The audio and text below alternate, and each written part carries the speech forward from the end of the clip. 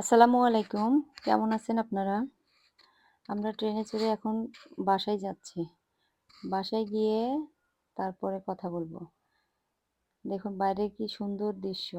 দেখতে থাকুন আপনারা। আমি ততক্ষণে বাসায় যাই। এখন বাসায় চলে আসছি। বাসায় এসে কোনো রকমে ফ্রেশ হলাম।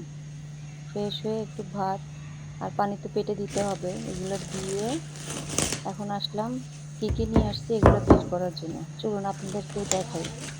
প্রথমে গুড় বের করব। 10 কেজি গুড় নিয়ে আসছি। আমার অনেকগুলো ফ্রেন্ড আছে এখানে। সবাইকে দেওয়ার জন্য। আসলে একা একা খেলে তো হয় না। সবাইকে দিয়েই তো খেতে হয়। আর আমার ফ্রেন্ডগুলোও না অনেক ভালো, অনেক ভালো ওরা। ওরাও কোনো কিছু খেতে গেলে ওরাও দেয়। আমার এখানে মানে যে যেরকমই পারে সবাই সবার জন্যই করি আমরা। আমার নিজের কিছু স্কুলের ফ্রেন্ড আছে, কিছু ছেলের মানে ফ্রেন্ডের মারা আছে। এরা এখন মানে মনে হয় কি এরা আমার পরিবার। চলুন গুড়গুলা বের করলাম। একটা আপনাদেরকে একটু খুলে দেখাই। দেখুন একদম পিওর গুড়। সামনে দাঁড়িয়ে থেকে গুড় রেডি করে তারপরে নিয়ে আসছে। এটা গতকালকে রেডি করছিলাম গুড়গুলা। গুড়গুলা এত ঘ্রাণ, এত ভালো।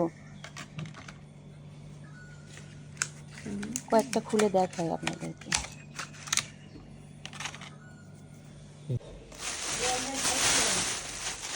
গুড়গুলা রেডি করে একদম প্যাকেট করে যার যার মতো প্যাকেট করে রেখে দিলাম। এখন বের করি হাঁস, মুরগি কী নিয়ে আসছি যেগুলো ফ্রোজেন আইটেমগুলো। এগুলো অবশ্য আমার বাসার জন্যই নিয়ে আসছি কিন্তু সব আপনাদের ভাইয়ার জন্য নিয়ে আসছে।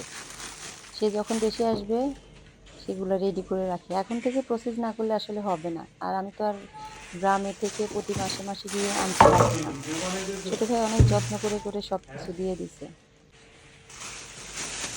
আপনারা তো দেখছেনই আমার ছোট ভাই কীভাবে গুছায় বাজার নিয়ে আসছে। একবার এক বাজার থেকে দেবুনিয়া থেকে নিয়ে আসছে, তারপরে দাসুরিয়া বাজার থেকে নিয়ে আসছে, হাঁস নিয়ে আসছে, রাজা হাঁস নিয়ে আসছে, দেশি হাঁস নিয়ে আসছে। তারপরে হচ্ছে আমরা যেগুলোকে চীনা হাঁস বলি ওদের ওদিকে দেখি আবার নতুন নাম পঙ্খিরাজ নাম বলে। পঙ্খিরাজ নামটা আসলে আমি কখনো শুনিনি। তো সেই মাংসও নিয়ে আসছি, পঙ্খিরাজি বলি।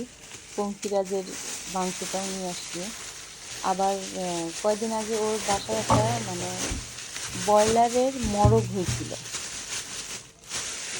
এত বড় করছে মানে মোরগটাকে আমি আসলে এরকম বড় মোরগ দেখি নাই কখনো।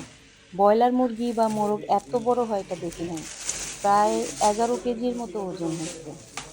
অনেক বড় মুরগিটা। তো সেটা থেকেও মাংস নিয়ে আসছে। দেশি মোরগও দেখছেন আপনারা ভিডিওতে, আগের ভিডিওগুলোতে সেগুলো নিয়ে আসছে। এখন সবগুলো রেডি করি আপনাদের ভাইয়ার জন্য রেখে দিব।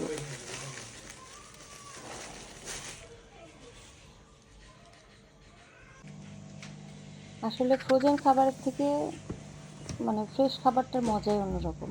কিন্তু কিছু করার নাই।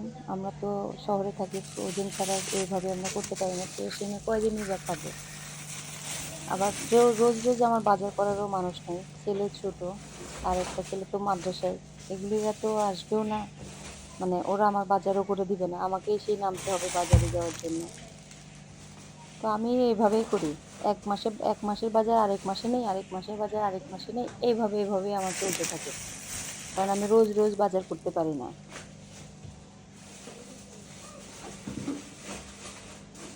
আমার ছেলেটার আবার ভীষণ মুরগি পছন্দ। ওর মুরগি হলে আর কিছুই লাগে না। তাই ওর জন্য একবারে 4টা 5টা মুরগি আনলে আমার দেখা যায় যে পুরা মাস হয়ে যায়। ও এক মুরগির মাংস রোজ খেতে থাকে। ও একবারের জন্য বলে না যে আমার মুরগি খেতে ভালো লাগে না। একবারের জন্য বলবে না। চলুন কিছু সবজি দেখাই। কিছু সবজিও নিয়ে আসছি। আমার কয়েকদিন চলা যাবে। চলতে পারবো কিছু সবজি দিয়ে। সবজিগুলো বের করি। দাঁড়ান।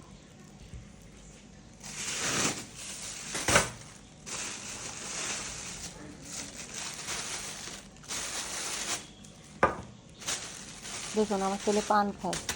ছোট ছেলে পান খায়। তো পানগুলো নিয়ে আসছি। তাও আবার গ্রামে থেকে পান নিয়ে আসছি। সে মিষ্টি পান মশলা দিয়ে মাঝে মাঝে পান খায়। আবার একটা পানে হয় না, ২টা ৩টা পান একসাথে ধুয়ে একসাথে খাবে সে।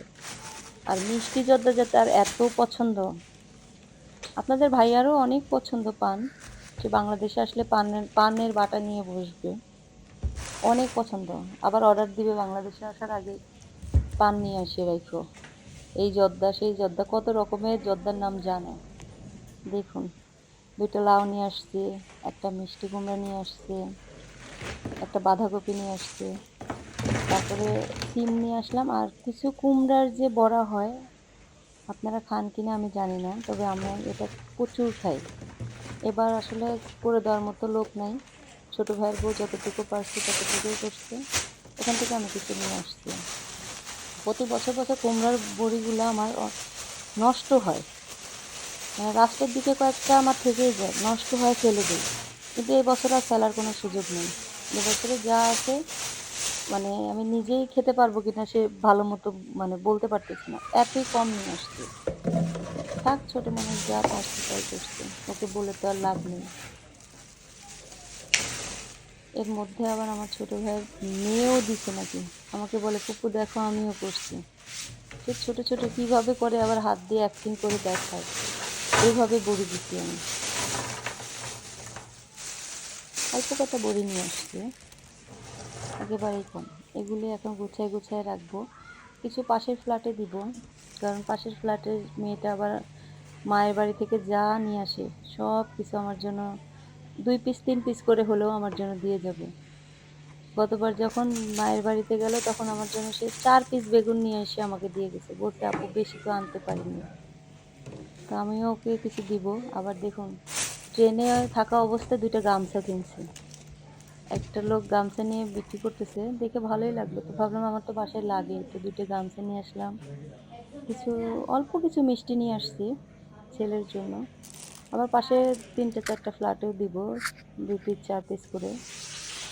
এখন পুরাপুরি পরিষ্কার করি, সব গুছানো শেষ, পরিষ্কার করে বসি। আজকে আর ঘর বাড়ি কিছু গুছাবো না।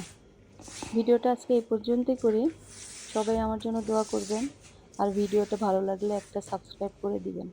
আল্লাহ হাফেজ। আসসালামু আলাইকুম।